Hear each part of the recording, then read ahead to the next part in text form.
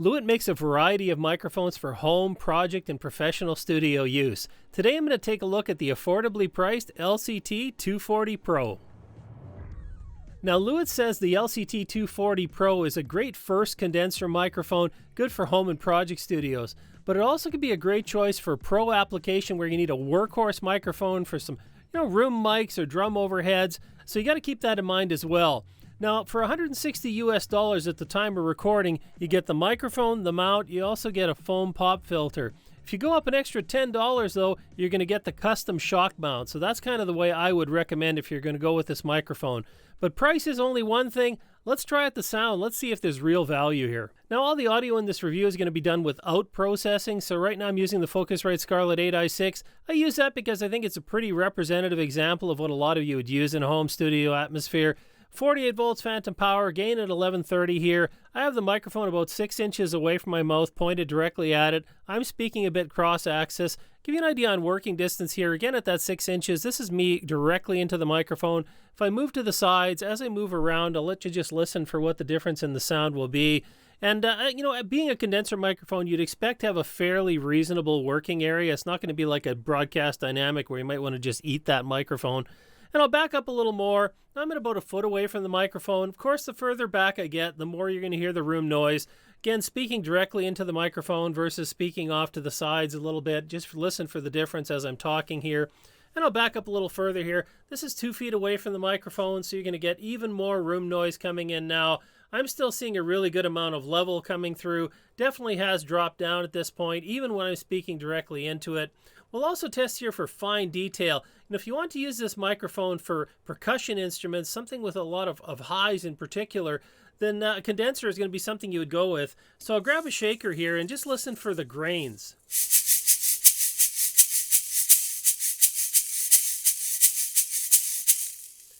Okay, and that's definitely picking that up pretty well from my monitoring. Again, I'll listen back to it later on to see just how detailed I think it is. Same thing with the Kabasa here. We'll go for a little bit of percussion.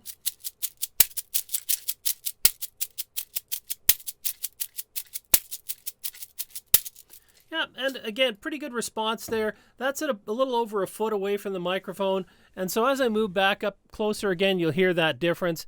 Overall, behaves as I would expect here. Not quite as sensitive as far away as some other microphones that I've tested, but certainly will work for an application where you want to have some mobility around the mic. Now, as I'm going through a few microphone comparisons, I'd like you to keep a couple of things in mind. First of all, these microphones are without processing, so I'm not adding any extra EQ or compression or anything here. You're basically hearing them as they are out of the box. The other thing is, watch the lower third so you can see which microphone I'm speaking on as well as the setup. To be a different gain, I'm trying to match them as close as possible. Now to start out, we have the Audio-Technica AT2020 here. Both of these microphones would be considered a first condenser microphone or an entry-level condenser mic. The AT2020 is a little less expensive, not by a lot, but it is a little bit less than the LCT 240, so that may be a consideration for you. And now you've had a chance to hear both of these microphones. Can you tell the difference? Am I speaking on the AT2020 or is this the LCT 240 Pro? Check that top corner to find out. For the second comparison, I have the Rode NT1A, so another really popular condenser microphone, but both of these are kind of in that entry-level price range. The NT1A is a few dollars more than the LCT 240 Pro.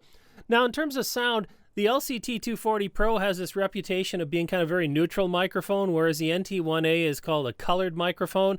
I'm giving you the comparison here so you can tell the difference, see if one's maybe more suited to the kind of sound you like. And now that you've heard both microphones, again, can you tell the difference? Is this the NT1A or is this the LCT 240 Pro? Check that top corner. Now for the next comparison, I brought out the Warm Audio WA47 Junior. This is a multi-pattern large diaphragm condenser microphone, and it's about double the price of the 240 Pro. So a little bit more expensive, probably not considered your first condenser microphone, although it could be. For most people, this would be your second microphone, maybe an upgrade. And so this will give you an idea of the sound of the two microphones. Definitely more flexibility on the feature side, but just on the pure sound of the two, do you have a preference of one over the other? And once again, now that you've heard both microphones on my voice, can you tell which one I'm speaking on? Is this the 240 Pro or is it the WA47 Junior? Check the top corner. For the last comparison here, I've got the Shure SM7B. This, of course, is a dynamic microphone. It's about 3 times the price of the 240 Pro, so We're getting a lot more expensive here. Usually this isn't your first microphone.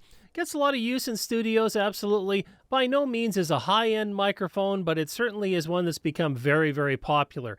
As a dynamic microphone, it's going to reject more room noise. It's going to be more sensitive to proximity. I really can't, get off axis if I'm talking on this one. You're going to hear much more difference than if I do the same thing here on the 240 Pro. So that's just something to consider as well. Now, both microphones, again, can be used for vocal applications like this. The LCT 240 could also get used a lot more around the studio for, again, room microphones, overheads, things where we need to be at a greater distance from the source. Now, again, this is about the sound. You have a preference of one over the other. And for the last time, you know what to do. Check that top corner. Am I speaking on the LCT 240 Pro or the Shure SM7B? Now, I want to give you an idea of what this microphone would sound like with a bit of a preamp upgrade. So I've gone with the Universal Audio 710 to Infinity. That's a combination preamp that has both a solid state and a tube circuit pass. So we can get both and we can blend them. Now, right now you're listening on solid state, and I'm going to gradually increase the mix over to tube. So I'm going here and I'm at about 75% solid state, 25% tube. Now we're looking here at about 50-50, so you got a real mix going on. I'll move it up to about 75% tube, and finally 100% tube circuit pass. So you're going to get more saturation and harmonics again as I move from solid state to tube. But this will give you an idea. If you upgrade the preamp, definitely changes the sound of the microphone, opens up some other options.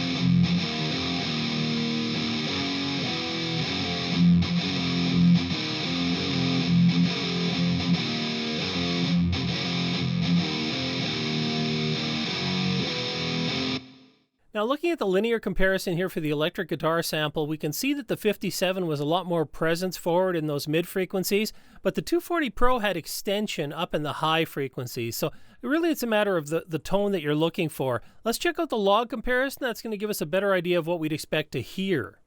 Now, looking at the log comparison, again, we can see that extension from the 240 Pro, whereas we had the presence boost on the 57. The lower frequencies are very similar, and again, that bears out what I heard.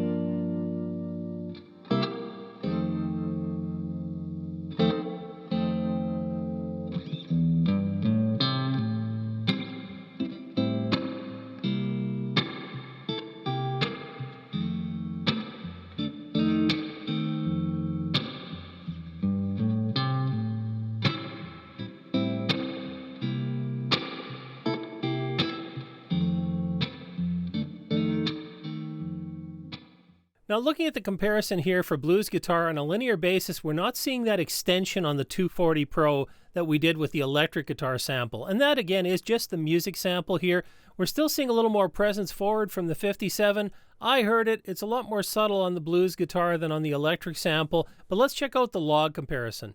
And on the log comparison, we can see that emphasis from the 57 in that presence area, but also a little bit in the low mids as well. And that's something we didn't pick up as much in the electric guitar. So something to note here, again, that extension on the top range of the 240, we're not seeing it because of the sample itself.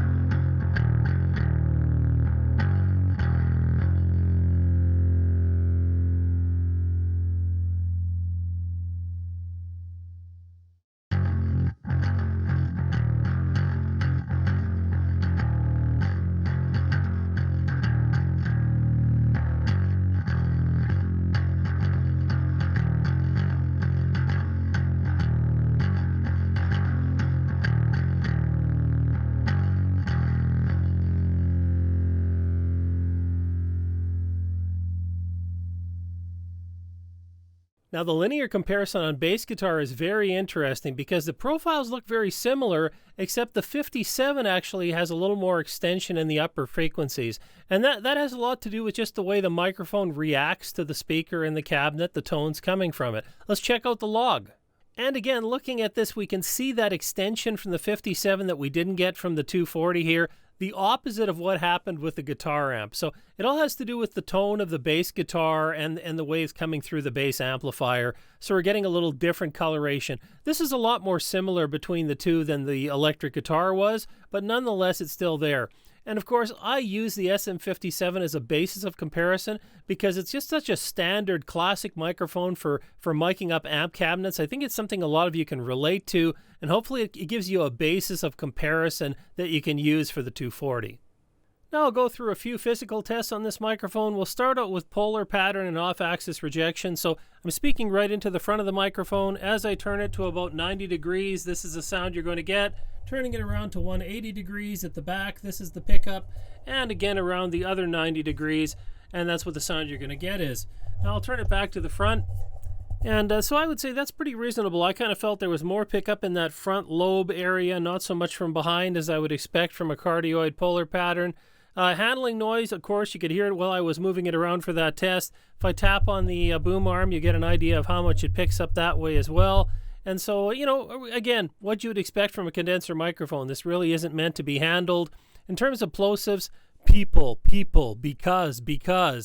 And that's without, it also comes, of course, with a foam filter. Throw that on. You can also hear the difference in the sound with that. People, because. And so that'll give you an idea. Includes the foam filter.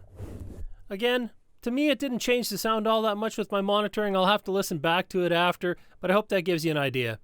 Now I want to do a quick phantom power test. So we know this microphone is spec'd to work at 48 volts plus or minus 4 volts, but a lot of you might have an interface or a mixer that outputs 12 volts. And so what I've done is gone ahead and connected up my Behringer PS400 dual voltage power supply.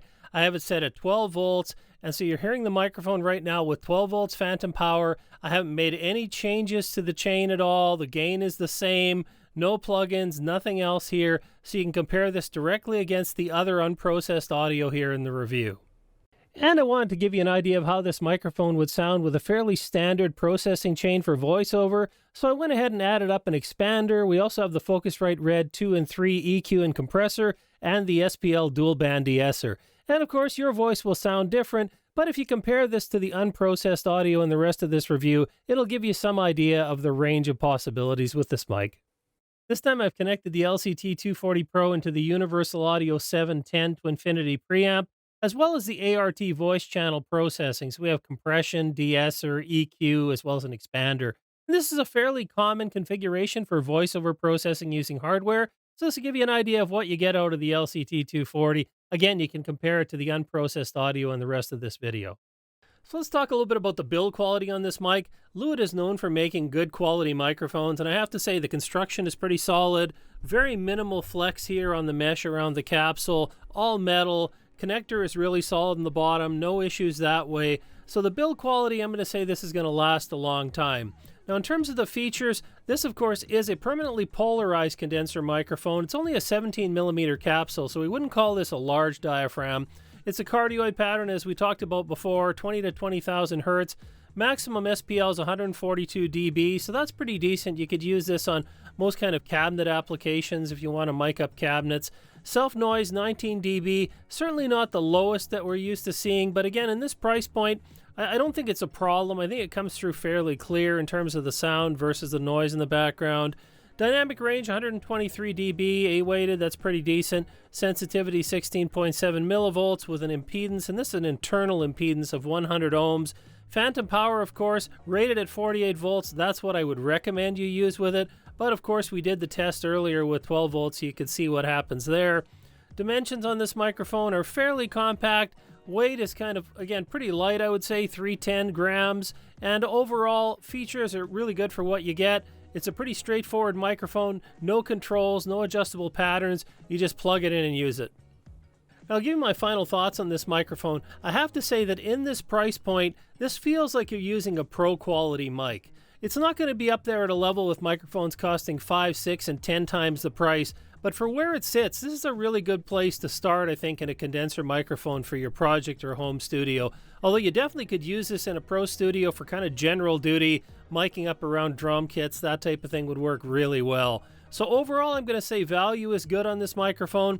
We've heard mics with a lot lower self-noise like the NT1A, and you definitely have to think about those when you're in this category. Just kind of depends on whether you want a microphone like this that, to my ears, has a more natural pickup tone, kind of very flat response, versus something maybe like the NT1A that has a tailored response or a colored response. And if you're thinking you might want to go a step beyond the LCT 240, then think about maybe the 440 Pure. I'll have a review coming on that pretty soon. Or you might want to consider one of these large diaphragm condensers, even with adjustable polar patterns.